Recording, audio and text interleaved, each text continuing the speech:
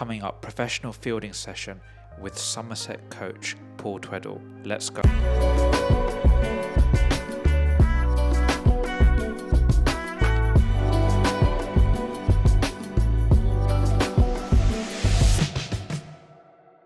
My process about coaching diving is, first of all, let's make it achievable, let's make it safe. So let's talk about start position. The fear of diving potentially comes from people when they are very high up. So they've got into a very high starting position and the ground seems a long way away. So the idea is, let's take that fear away originally. Let's make things as safe and as comfortable as we can on the floor. And let's get some basic ideas of how we use the ground and how we connect with the floor. So one of the ways we can do it is by starting in this position and getting people to learn how to take contact with the floor by rolling as a start, because it's a little bit more smoother than diving and landing and collapsing.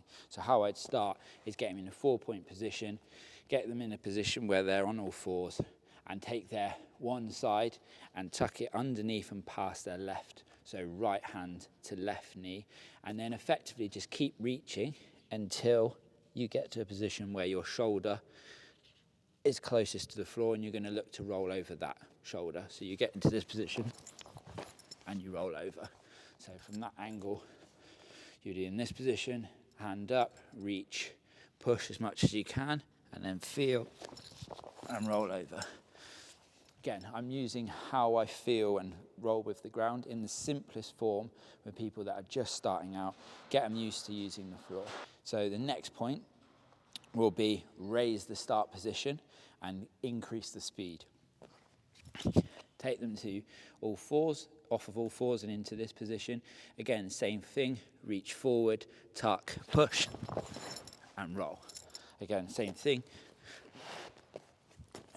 Be in a position, get as low to the floor as you can, hands out, reach, push, and get used to taking contact with the floor. So you can do a roll over that way. You can also do the roll sideways. So this is what I would call or term a tumble dive. So you're keeping your face and your body facing the direction of the balls coming to you, and a ball that's been hit hard, but you don't need a full length dive. You reach out, again starting in a 2-point stance, 1 foot up, 1 knee down, hand out in front, reach forward, make contact with the hands, and then roll over. Again, same thing, going the other way, hands out, reach forward, make contact, imagine I've caught this ball, and then tumble. At higher speed, you take them off of the floor, onto their feet, and in a position where, again, you're shifting your weight. Really big point with diving is that you shift your weight so that you create a position when you push that you're going to go along. People that don't dive particularly well or dive up and over, which we see a lot, is to do with potentially their inability to be able to shift and push. They'll just turn, leave their weight in the middle of their body, and they'll be in this position. So when they go to push, they just stand up. We want to be in a position where when I push, I go forwards and towards the dive. It also helps to create a knee lower to the ground, which helps everything become smoother. So with that tumble, force my weight, reach out, push over. Same thing again, here, and tumble. Next point is starting point. Try and get some long sleeves when you're diving. Helps out on mats to prevent burns. Trying to give people a positive experience of diving. So anything that's going to prevent that is a good thing. So fluffier mats, slidier mats, hands, even put socks on your hands to create gaps where there's skin on show, just to try and make sure that their experience is as positive as possible. So the next one is just your orthodox dive along the floor on your front. So they won't probably dive used predominantly most, probably second to the tumble. So again, same point in starting. You can start them in a 3-point stance. Get them used to falling into their front. So you start in this position, up into this position, hands out in front. Get them used to landing and doing this. This is all step by step. Get them used to landing and pushing through. Again, with that, keeping this on here. My mat's not particularly slippy, but you will try and get from a fall, where I'm using that, to then tucking toes under, or maybe going to a split where I'm starting to feel some sort of push onto the front. And again, I'm trying to distribute all of the force across the whole of my body. So when I then do come to put some speed onto it, that I can land and take the hit on big body parts as opposed to elbows and knees. As soon as I lose a little bit of confidence or I come from too high, what you'll see is guys and girls will come in and potentially start to knock back themselves to skid, and they'll start to go down with the knees first. You'll try and make sure that they're really confident in being able to hit on these. So again, in a stood up position, transfer that weight, shift your weight outside of your body and push into the floor. Again, without the ball is okay. I think you need to be able to feel what it's like to hit the floor and to feel okay doing that. So next dive would be, so these are when the balls are on the floor. The main objective is to stop the ball going past, hopefully clean hands it, so I've got it in my hands, or produce a stop where the ball is in and around me, both sides, tumble and also flat. Next one would be when there's a catch. So we can use a catch where we're trying to keep the ball off of the floor. So rather than stopping our momentum and hitting, we can do a catch and roll. Keepers will use this quite a lot. The best way to do it will be to, again, start in that simple 5 position, either on 2 knees or 1. But the coaching point is to try and generate the ball coming in, me catching, and then instead of where we would stop the ball and hit on front, we're just trying to allow the ball to keep going past us with our hands, and that's going to turn into my roll. So again, from here, safe starting point, really low to the floor, reach out, shift my weight, and then allow the ball to go past. Standing up, again, same thing. Ball's gone past me, I'm seeing a catch. I take the catch. Again, outside of myself going this way, see the catch. I take the catch. The main thing is, I don't have to throw the ball. I've caught the ball, the wicket's done. Doesn't matter the position I end up in. I can reduce the impact on the floor by rolling. I can keep the ball like I would when I'm catching on the line and the height of the ball, and I can allow the ball to travel past me. The finishing position is not relevant. The reason why we land in these positions when we're stopping is because we need to sometimes be able to return to our feet. So we need to be able to be in a position either when we're tumbling or when we're on the front where we can get back and throw the ball. So there's a few other dives that I'd still group into diving. One being, it's an extension of what we did at the start actually. It's a ball where you're running to the boundary. There's sliding, where you're going into the impact, tapping the ball back. And as the ball gets closer, let's imagine this cut in the mat is our boundary. As the ball gets closer to the mat edge or the boundary edge, I might not be able to slide and still get the ball back. I might have to tap back and then hit the floor. So that might be tapping back and landing on my front, or it might be tapping back and landing on my back or over my shoulder. Again, you can start that process on all fours, making it really safe, getting them used to tap backs, getting them used to tapping and landing on front.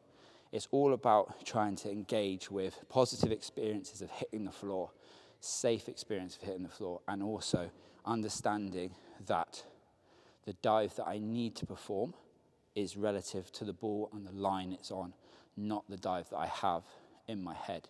Because some things change and I might overrun a ball. I need to be flexible and I need to have a lot of different options in my body to be able to produce a dive that's needed, while still keeping the basics and the starting point as well.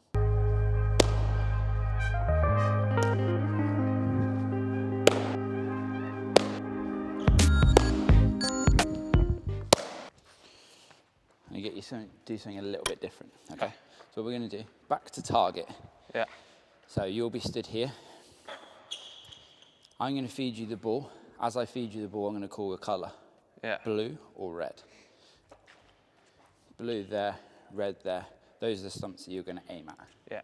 Okay, so just turn and then throw at the target. What I want you to try and do though is try and hold a relatively low position from where I throw it. Okay. So if I throw it at your knee, take the catch here, turn, and keep the height. Okay. Rather than here and just stand up and get it. Okay.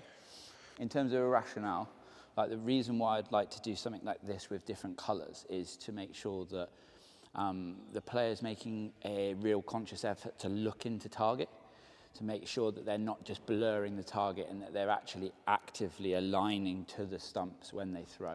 If there's one target there, sometimes the footwork can be a bit blurry, sometimes the lineup can be a bit different, whereas if they've got two active scenes, you should see the player go from this position, turn, and then get actively aligned, even though they've got their back to the target. It's just a different, fun way of doing it. Red. Good hitting. Blue. Okay, so my question now is, where has the miss been? Is there been a theme so far on either one? Ned, you got a theme? Going missing that side. Okay. Missing far. So what's that been caused by, do you think? Not sure. I think I'd probably aligned a little bit too far around. I need to adjust where I'm aiming. Okay, so conscious effort every time I get a blue is to make sure that left foot and my body weight is driving straight, if not a little bit left, and see whether I can miss to the left or hit. So my aim is to make sure that that left foot drives towards the target, my centre of my body goes towards the middle or fractionally left. So we don't mind a pull because it's a correction, it's a positive one. Yeah. All right, red. Blue. Good. So positive correction. Blue. So for me, the idea of throwing at stumps is to make sure that the players have a positive experience of it. So if I'm working with a player that might be a little bit younger or newer to the game, I just increase the amount of stumps that will be there. So go from 3 to 6, even to 9, it doesn't matter. But I try and keep the centre bit a different colour, so they've still got some awareness of what 3 stumps or 1 stump would look like. But if I miss the centre target, I'm still hitting the stumps. I'm getting a positive experience of throwing at the stumps rather than a single stump for a 11-year-old that's new to the game. It's going to be an extremely tough target. It centres their vision, but they're going to be throwing a lot and missing a lot. I want them to get a really positive experience by aiming at some stumps and hitting them. If I have to set up 6 to start with, that's fine. As they get better, I can take stumps away. But get some positive experience of throwing to hit as opposed to throwing to miss. So we're just going to change this up and make it into about throwing at the stumps, but from a front-on position, and start to link in a more accurate align from pickup into the stumps. Okay, so I'm going to feed the ball. Come a little bit closer to me. I'm going to feed the ball. You're going to start in a square position. As soon as the ball comes out of my hand, I'm going to call the colour. Yeah. You pick up the ball, travel through the ball in alignment with which side of me you're going to throw, either blue or red. Perfect. Okay? Cool. And then shuffle your feet, make the throw. Blue. Blue. Red. Oh, that's close. Red. E. Okay. So, again, idea here is that with the front-on position, you're picking up the ball and you're travelling with a direction towards the stumps. You're really making sure energy and efficiency of the feet goes from here, straight from the pickup, into transferring my feet, replacing the ball with my feet, and it goes directly to the target, sending my weight as close as I can there. So I want to have the most consistent pickup position and the most consistent travel all the way through the set of stumps, so nothing's taking anything off of me. You've got one set of stumps, which is that one there. Yeah. I'm going to throw the ball a bit to your left, maybe a bit to your right. Different paces, you just got to pick up. Most efficient way of picking the ball up and throw it to the target. Cool. Let's keep it as simple as that for now.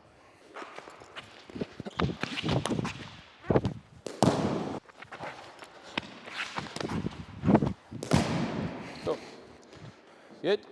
So on that one, you're talking about making sure you've got a lot of time, or we haven't put any time pressure on you to be able to let go of that ball. So you've given yourself an extra step. Yeah. Okay, perfect. So I think hopefully you've seen there the way that I'm throwing the ball out is quite deliberate in terms of showing the angle with my body. Because I don't have a hitter or a batter, I still want to make sure that my fielders are walking in and anticipating using what's in front of them visually. So they're making sure that they are watching the batter to be able to get some clues. So hopefully you will see Ned walking in, and as soon as I'm showing my body weight going this way, he's already going to make some moves. He's not just stood there waiting for the ball to come out. He's already anticipating and using the line. Just makes things a little bit more real for the players. What I'm going to do is I'm going to call a number. Yeah. 1 being the batter's run, and it's going to be a tight, no time. I need to get rid of this as quickly as possible. Yeah.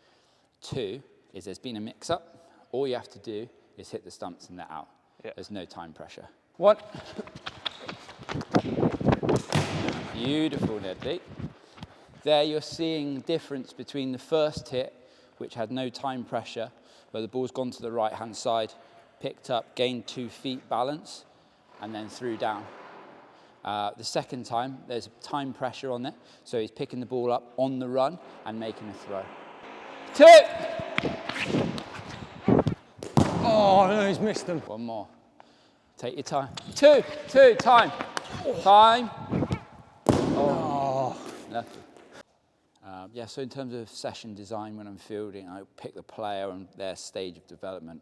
But that style of session where you go through a process of going through some technical work that might be about doing a lot of repetition of a skill and making sure that it's strong and that it's holding up and that they are really developing that side of their game, to putting it under a little bit of pressure where you're keeping it open but not too open, and then putting it into an open situation where they're having to make some decisions and seeing whether the carryover's happening. Because it's really important that if you're coaching these guys, that, in my view, that you're seeing that technical development happening and crossing over the whole time. So it's not just a big block of technical work and then go and do some open practice. It's, can we do a bit of technical work, a bit of open practice, do some decision making, come back to some technical work.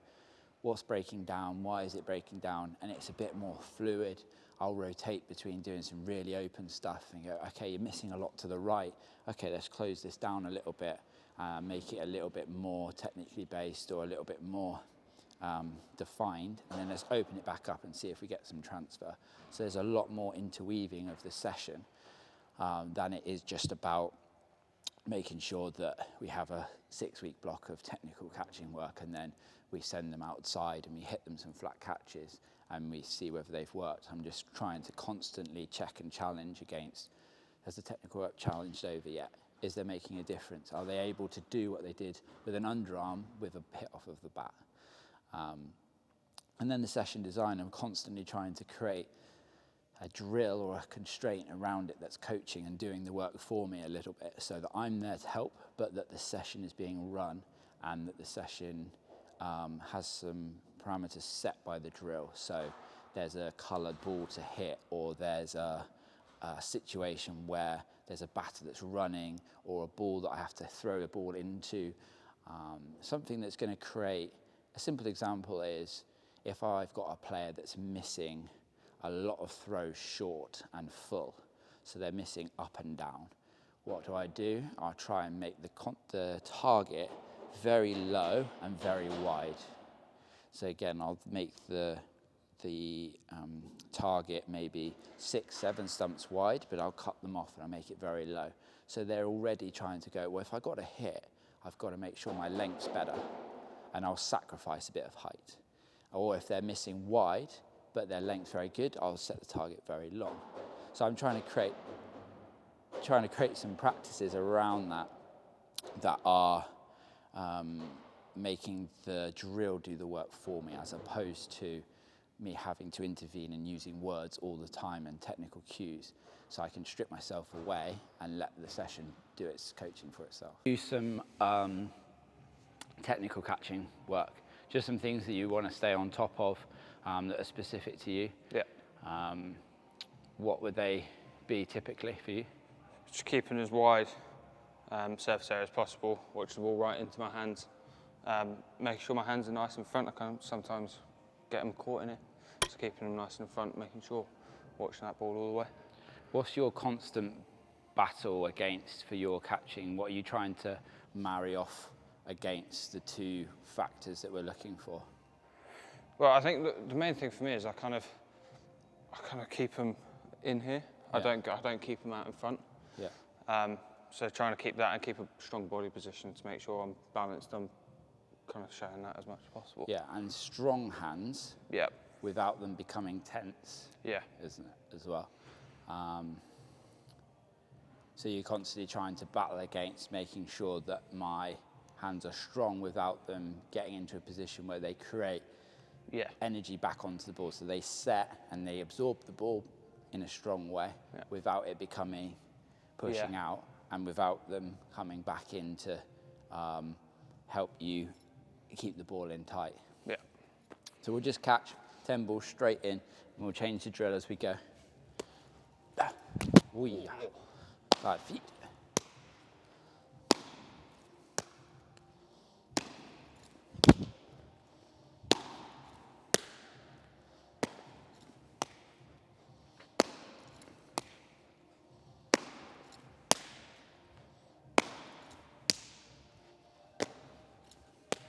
Go a bit to the right now.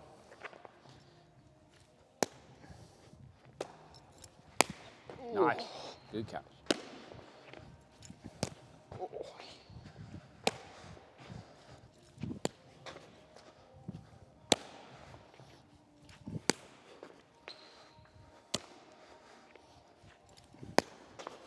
Cool. Bit to the left.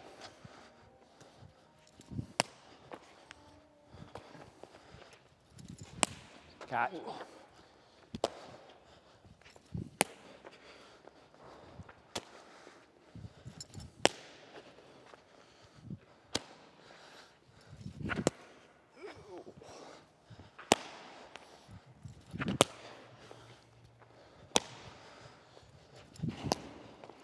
Yeah, so you'll see there Ned's really relaxing his hands and making sure his thumbs are nice and loose before he's catching that.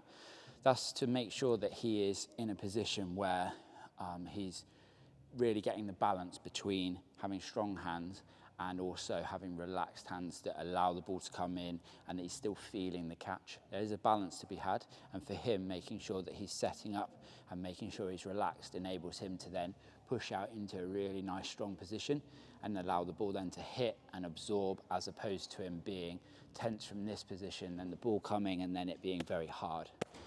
There's a really big difference between having hard and hands that move towards the catch and create energy back into the ball versus a hand that sets, that's strong, but then absorbs at the position when the ball hits.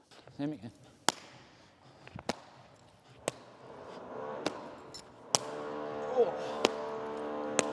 Nice. Good. Bury that ball in there. Good. Nice. Good. Good. Nice. Righties. So let's try and do this now with just one step. So it's going. Yeah, one step and turn.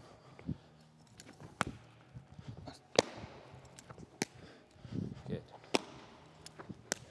So you're going to try and stay as much as you can on the inside of that foot. So when it turns, trying to keep the weight forward so that I'm not seeing, as soon as I'm seeing this, I'm seeing your weight have to travel back. Yeah. Try and keep it nice and strong. Okay. Good.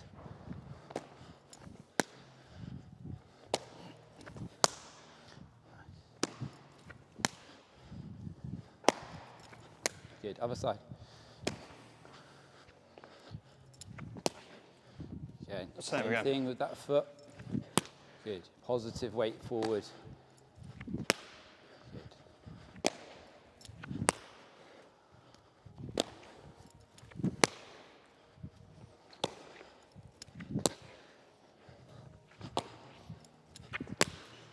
Good.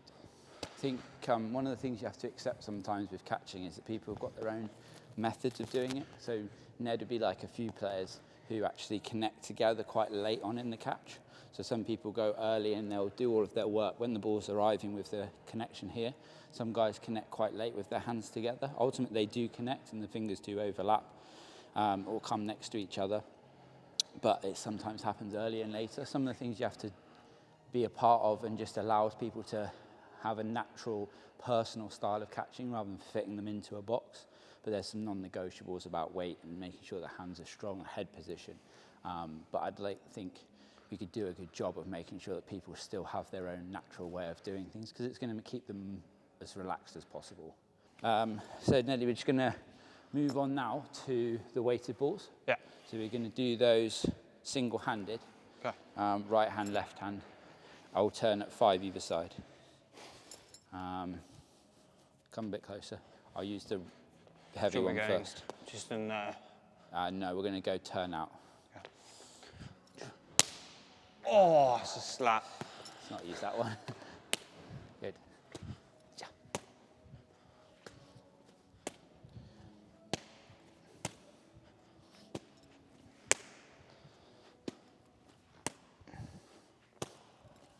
Good. Other side.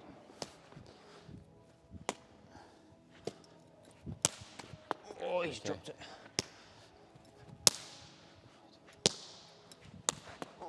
Good. I'm catching it slightly behind. Yeah. Good point. Again, keeping that hand nice and positive. Keep it in front so you can see it in your eyes so that it makes it easier for me to watch it in. If it's over here, I have to do a lot of work with my head. If it's in my peripheral vision, it's not only stronger because it's out in front, but I can also see it. Yeah. Good.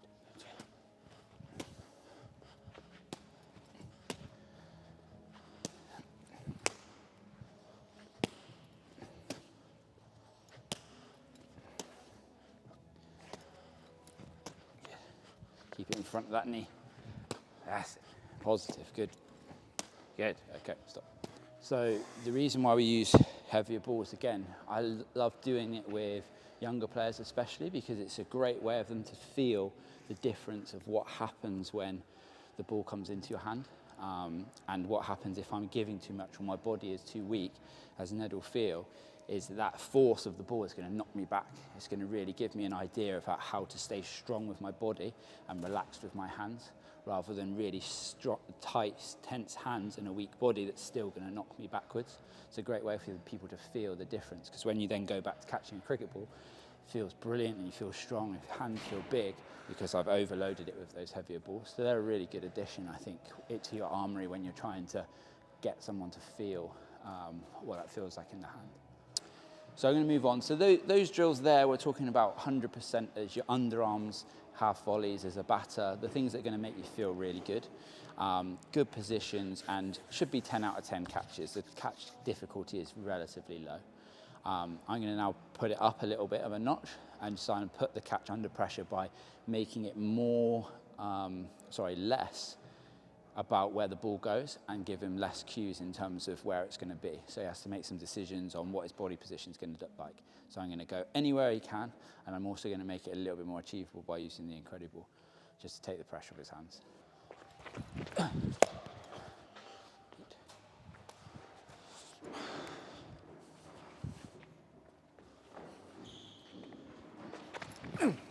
Oh, Nedley, done you. Sorry.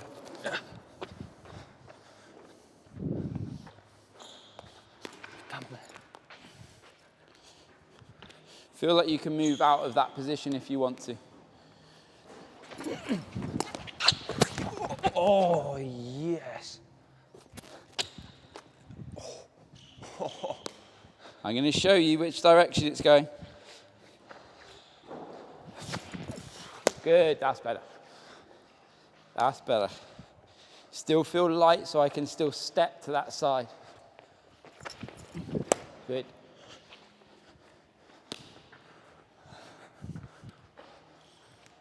Keep coming.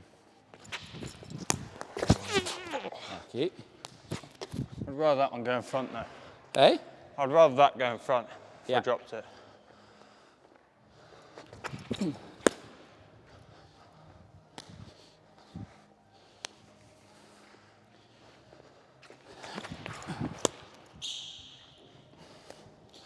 Good, so I like this drill for me, because I've got real big control over what sort of standard and level I can put this at.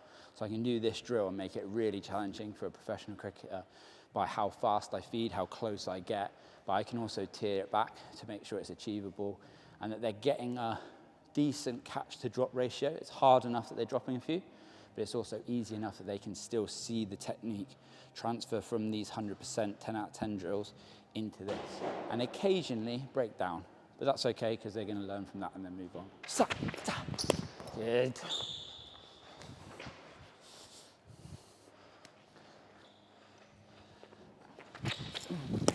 Good. Nice low.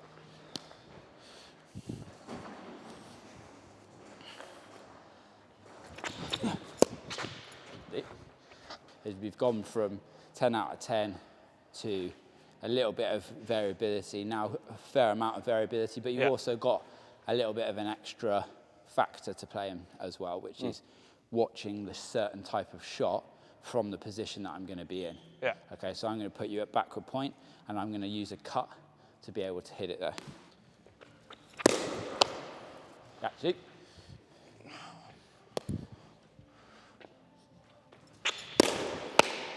Oh, slap.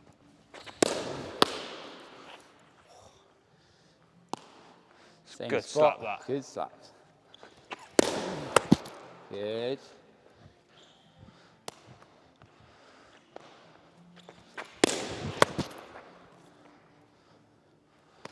So this is where you're going to start to see some of the variability of the catch. So the catch might start coming in a little bit, the position might weaken, potentially because you've gone to the most open style of having the batter hitting the ball. But that's okay, because you can keep monitoring it.